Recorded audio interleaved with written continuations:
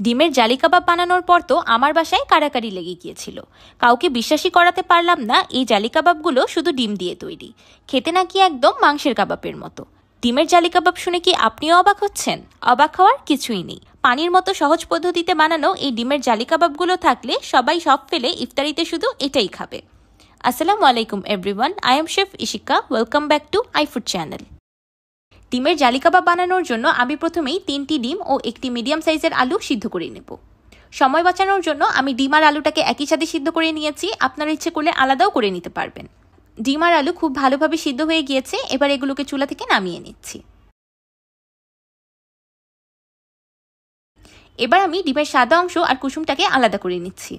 এবার একটি নাইফের সাহায্যে ডিমের সাদা অংশটাকে ছোট ছোট কুচি করে কেটে নিচ্ছি।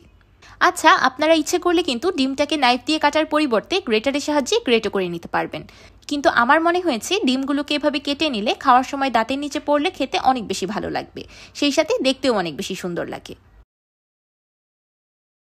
ডিমের সাদা অংশগুলোকে আমি একদম কুচি কুচি করে কেটে নিয়েছি। এবার এগুলোকে একটি বাটিতে তুলে রাখছি। এবার সিদ্ধ করা আলুটাকে গ্রেটারের সাহায্যে গ্রেট করে নিচ্ছি। আপনারাও চেষ্টা করবেন আলুটাকে হাত দিয়ে ম্যাশ না করে গ্রেটারের সাহায্যে গ্রেট করে নেওয়ার। আর যদি আপনাদের হাতের কাছে গ্রেটার অ্যাভেলেবেল না থাকে তাহলে হাত দিয়েও ম্যাশ করে নিতে পারবেন। আলুগুলো খুব সুন্দরভাবে গ্রেট হয়ে গিয়েছে, এবার এগুলোকেও বাটিতে তুলে রাখছি।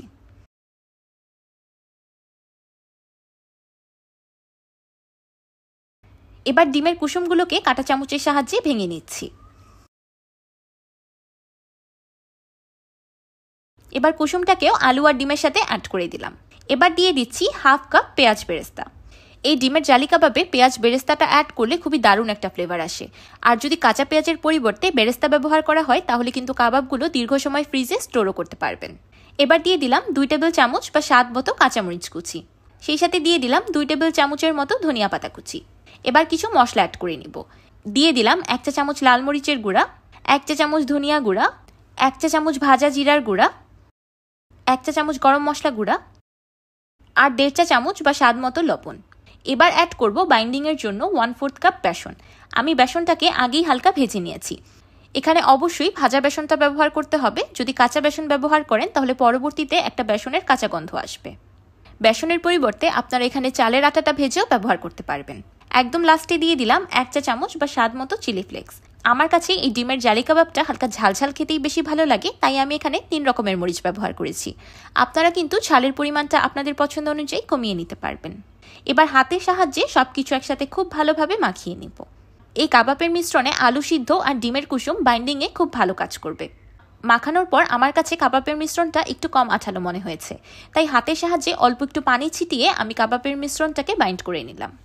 আমি এখানে 2 টেবিল চামচের মতো পানি ব্যবহার করেছি, আপনাদের ক্ষেত্রে পানির পরিমাণটা একটু কম বা বেশি লাগতে পারে। কাবাবের মিশ্রণের টেক্সচারটা যখন ঠিক এমন হয়ে যাবে তখন বুঝতে হবে এটা কাবাব তৈরির জন্য একদম পারফেক্ট। এবার আমি হাতে অল্প একটু করে মিশ্রণ নিয়ে কাবাব তৈরি করে নিব। আমি কাবাবগুলোকে একটু বড় আর মোটা করে বানাচ্ছি যেন দেখতে সুন্দর লাগে। আপনারা ইচ্ছে করলে একটু ছোট করেও বানাতে পারবেন। আমার এক একটি কাবাব আনুমানিক 50-60 গ্রামের মতো হয়েছে। দেখতেই পাচ্ছেন কাবাবগুলো একদম সুন্দরভাবে তৈরি হচ্ছে, কোনো রকম ফাটল দেখা যাচ্ছে না বা একটি কাবাবও খুলে যাচ্ছে না। ডিমের সাদা অংশটাকে কুচি করে কেটে নেওয়ার ফলে দেখতেই পাচ্ছেন কাবাবের লুকটা কত সুন্দর এসেছে, ডিমগুলো কত সুন্দরভাবে দেখা যাচ্ছে। আমার সবগুলো কাবাব তৈরি করা হয়ে গিয়েছে। এই পর্যায়ে আপনারা ডিমের জালি কাবাবগুলোকে ডিপ ফ্রিজে সংরক্ষণ করতে পারবেন 1 মাসেরও উপরে। যখনই ডিমের জালি কাবাব খেতে ইচ্ছে করবে ডিপ ফ্রিজ থেকে বের করে ভেজে নিলেই হবে। 3টা ডিমে আমার এখানে 8টার মতো বড় কাবাব আর একটি ছোট কাবাব হয়েছে। এবার একটি বাটিতে ভেঙে নিচ্ছি 2টি ডিম। ডিমে দিয়ে দিলাম 2 চিমটির মতো লবণ। এবার কাঁটা চামচের সাহায্যে ডিমটাকে খুব ভালোভাবে ফেটিয়ে নিব। আমি কাবাবগুলোকে ভাজার জন্য আগে থেকেই পরিমাণ মতো তেল গরম করে নিয়েছি। তেলটা যখন গরম হয়ে এসেছে তখন চুলার ফ্লেমটাকে মিডিয়াম টু লোতে করে দিয়েছি। এবার আগে থেকে তৈরি করে রাখা কাবাবগুলো ফ্যাটানো ডিমে ডিপ করে সরাসরি তেলে দিয়ে দিব। যেই ছোট্ট কাবাবটা একদম লাস্টে তৈরি হয়েছিল আমি সেটাকে ভেজে দেখছি সবকিছু ঠিকঠাক আছে কিনা। যে কোনো তেলে ভাজার জিনিস প্রথমে একটি তৈরি করে দেখা ভালো, সবগুলো একসাথে নষ্ট করার থেকে। আমি ফ্যাটানো ডিম হাতের আঙুলের সাহায্যে কাবাবের উপর দিয়ে জালি ক্রিয়েট করে নিচ্ছি। এবার কাঁটা চামচের সাহায্যে তৈরি হওয়া জালিগুলো কাবাবের উপর লাগিয়ে দিচ্ছি। এই জালিটা তৈরি করা খুব বেশি সহজ, যে কেউ একবার চেষ্টা করলেই পারবে। শুধু হাতের সাহায্যে ফ্যাটানো ডিমটা কাবাবের উপর এলোমেলো ঘুরিয়ে দিলেই নিচ থেকে জালি তৈরি হতে থাকবে।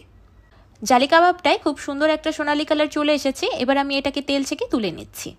এবার আমি আপনাদেরকে আরও কয়েকটি কাবাব ভেজে দেখাচ্ছি, সেই সাথে আরেকটি সহজ পদ্ধতিও দেখিয়ে দিচ্ছি।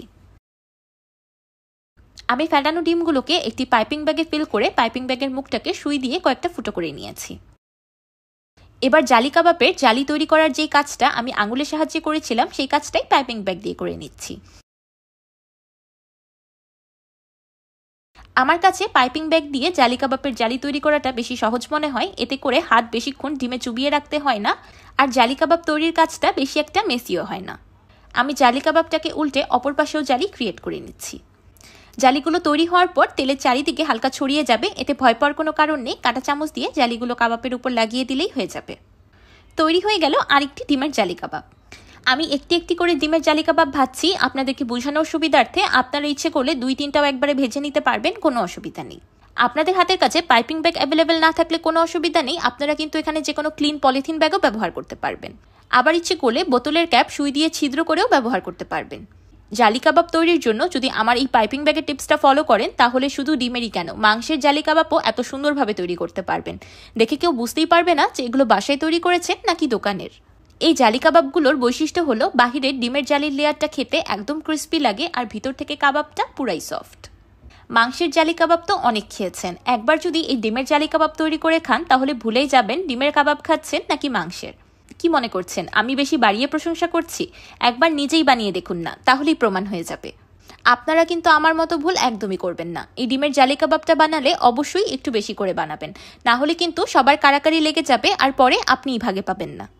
ইফতারে যদি দেখতে এত সুন্দর আর খেতে এত মজার কাবাব থাকে, তাহলে আর কিছু লাগে বলুন তো? ইফতার টেবিলে যদি এই ডিমের জালি কাবাব রাখেন, তাহলে সবাই সবকিছু ফেলে শুধু এটাই খাবে। আমার কাছে এই ডিমের জালি কাবাবগুলো খেতে খুব বেশি ভালো লাগে। যখনই কাবাব খেতে ইচ্ছে করে হুটহাট এই ডিমের জালি কাবাবগুলো তৈরি করে নিই। এই ডিমের জালি কাবাবগুলো একবার খেলে ভুলে যাবেন ডিমের কাবাব খাচ্ছেন নাকি মাংসের।